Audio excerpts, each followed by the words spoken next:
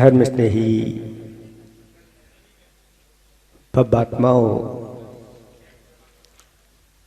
आचार्य भगवंत ने खाई को लिखा था,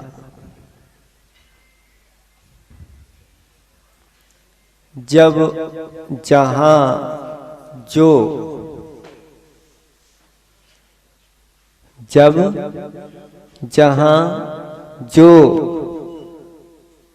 जैसा जितना चाहा,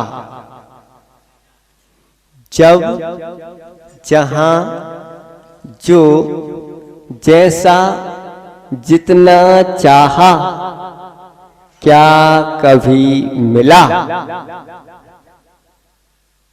क्या कभी मिला? बोलो बीना वालों, है? ये कह रहे उससे ज्यादा मिला। लेकिन सबकी ये बात नहीं है, किसी किसी को मिल जाता है, लेकिन सब चीजों की प्राप्ति मिल ही जाए कोई नियम नहीं है। कोई किसी से दुखी है, कोई किसी से दुखी है, कोई पुत्र बिना झूरे, कोई पुत्री की संतति से दुखी है, किसी के यहां पुत्रियों की लान लगी है और कोई पुत्र बिना दुखी रहता है। अनेक प्रकार की भावनाओं से भरे हुए लोग रहते, उनकी भावनाएं पूर्ण नहीं हो पाती। लेकिन कुछ ऐसे भी लोग होते हैं पुण्यात्मा पुरुष, उनसे पूछो क्यों, क्या मिला, तो कहते हैं उससे भी ज्यादा। ये सब उससे भी ज्यादा मिला, जो चाहो, जब चाहो, जहां चाहो, जैसा चाहो, क्या मिलता है? तो कहते हैं हाँ मिलता है। धर्म का फल ऐसा ही होता है।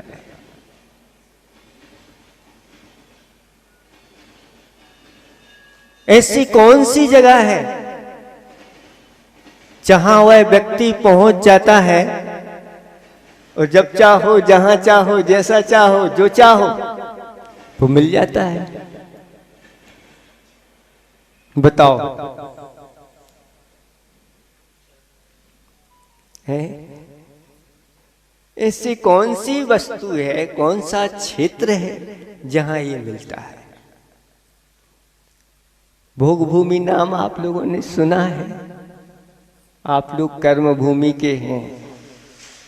भोग भूमि जहां शाश्वत भोग भूमियां हैं, वहां जीव जब पहुंचता है तो 10 प्रकार के कल्प वृक्षों के माध्यम से उसके लिए जहां चाहो, जो चाहो, जैसा चाहो, वो सब सिर्फ वह भावना करता है, मन में संकल्प करता है और सब कुछ मिलता चला जाता है। ये किसकी वजह से मिल रहा है? बोलो, किसका फल है? धर्म का फल है। जिसने इस जीवन में धर्म किया, दान, पूजा, सील, उपवास का पालन किया, उसके लिए ये सब चीजें मिलती चली जाती।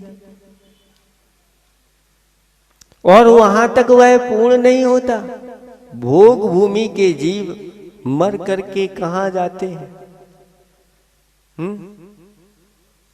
नरक में, त्रियंचों में, मनुष्यों में नहीं। एकमात्र आयु का बंद करते हैं। वह कौन सी आयु का? देव आयु का बंद करते हैं। अभी कम नहीं हुआ पुण्य, जाओ देवों में और इनसे ज्यादा, भोग भूमि से ज्यादा देवों के सुख होते हैं। यहाँ तो औदारिक शरीर है और वहां वैक्रियक शरीर है। भोग भूमि वाले कहीं ज्यादा जा नहीं सकते अपने क्षेत्र को छोड़ करके, लेकिन देव क्षण भर में इधर और क्षण भर में उधर।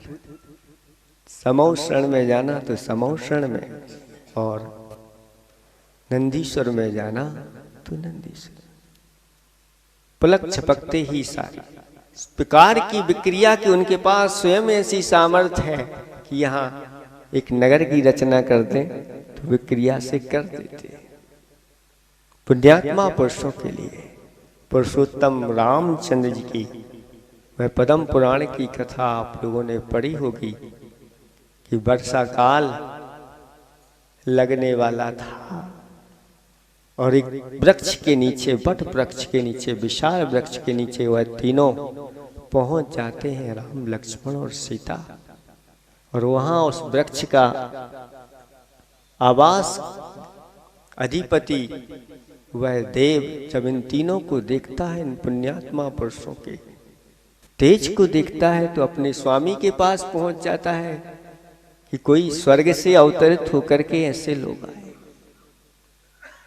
वह उनका स्वामी अवधि ज्ञान लगाता है और अवधि ज्ञान लगा करके जान लेता है ये पुण्य पुरुष है, और अब इनकी हम लोगों के लिए अच्छी तरह से अतिथि सत्कार करना चाहिए।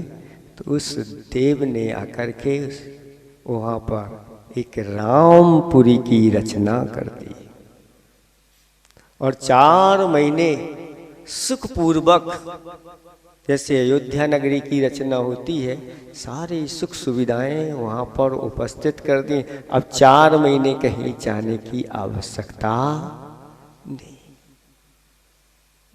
वह अच्छी तरह से राज्य करते हुए और ऐसा वैभव उपस्थित कर दिया कि वह कोई भी वृत्ति आ जाए, कोई भी आ जाए उनके दरबार पर, और वह देते चले जाते थे। ऐसी महिमा बताई गई है।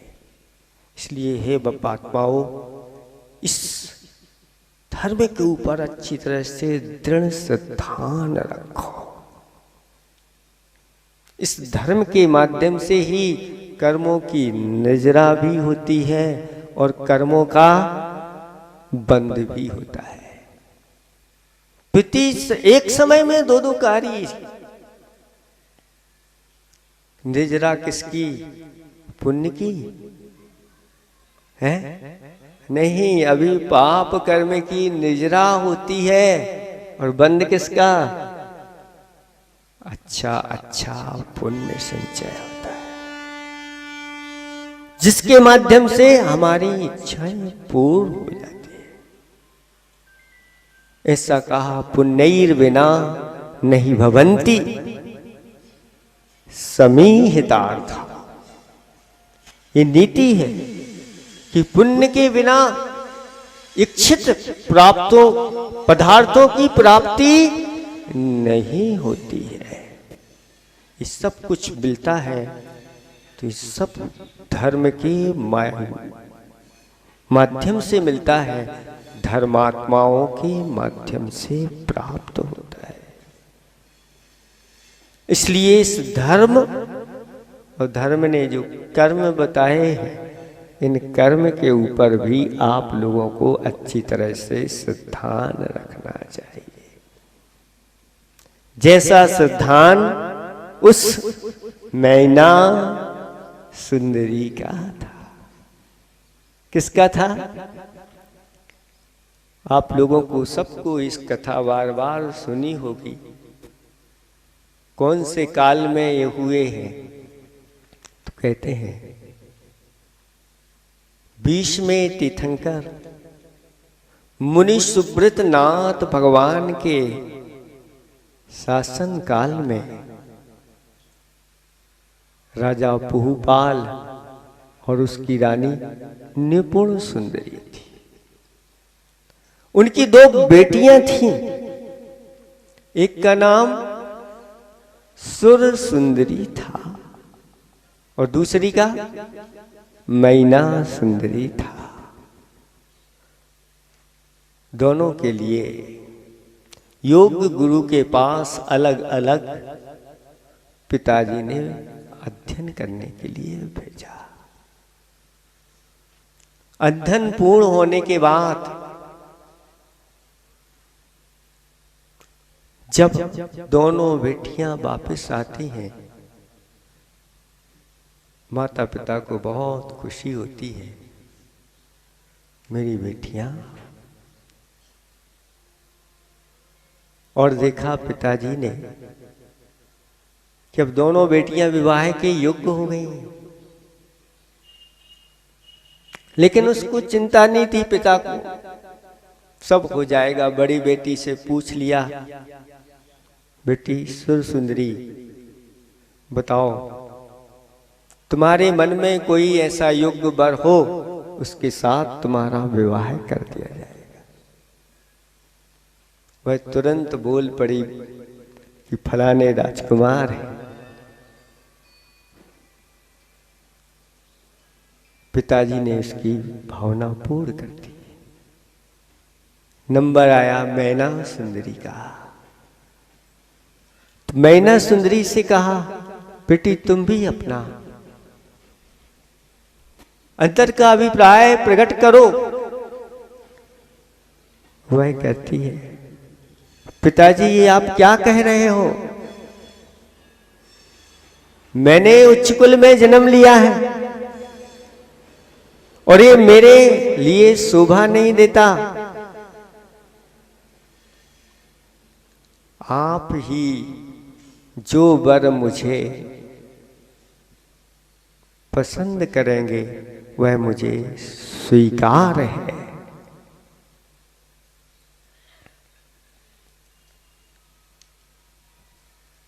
वह कहता है, राजा बेटी अगर मैंने ऐसा पसंद कर लिया जो तुम्हारे अनुकूल नहीं हुआ तो क्या होगा?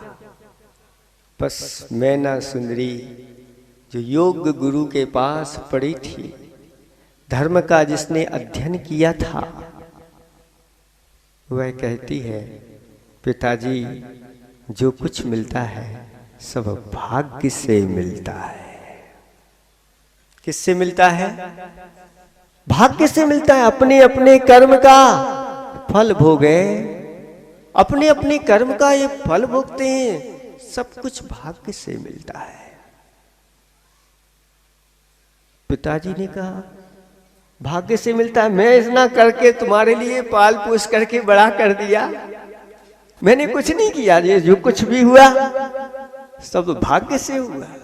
बस अंदर से उसको ये जम गया कि मेरा अपमान हो रहा है, और वह कहने लगा, ठीक है देखता हूं मैं तुम्हारा भाग। वास्तव में जिन्हें धर्म के ऊपर सिद्धांत होता है, जिन्हें कर्म के ऊपर सिद्धांत होता है, वह कभी अपने धर्म को छोड़ करके उसका उल्लंघन नहीं करते। मैना कहे, आत्मा सर्व सुंदरी, मैं ना सुंदरी। क्या है? वह जानती है आत्मा के स्वरूप का उसको सिद्धांत है। ये शरीर है जो बाहरी सुंदरता दिखा रहा है, लेकिन इसके अंदर क्या भरा हुआ है बोलो। आचार्य भगवंतों ने कहा, संसार और शरीर का चिंतन जो व्यक्ति करता है, वह व्यक्ति संसार में आसक्त नहीं होता, शरीर में आसक्त नहीं होता, विषय भोगों में आसक्त नहीं होता। वैराग्य के लिए कारण है। आप लोग आते हैं तो सीधे शरीर को देखते हैं और जब शरीर दिखता है, महाराज आप कैसे लग रहे हो, वहां कैसे थे और यहां कैसे हो। आप इस शरीर के स्वभाव को जानते नहीं हो। ये शरीर कब धोखा दे जाए। अच्छे अच्छे पहलवान, गामा पहलवान जो उठा उठा करके पटकते थे, अब नाक पर बैठे हुए मक्खी, हाथ नहीं उठ रहा। कोई भरोसा नहीं। इसलिए शरीर के बारे में पंडित दौलत राम जी ने बहुत अच्छी पंक्ति की। मत की जो जी यारी,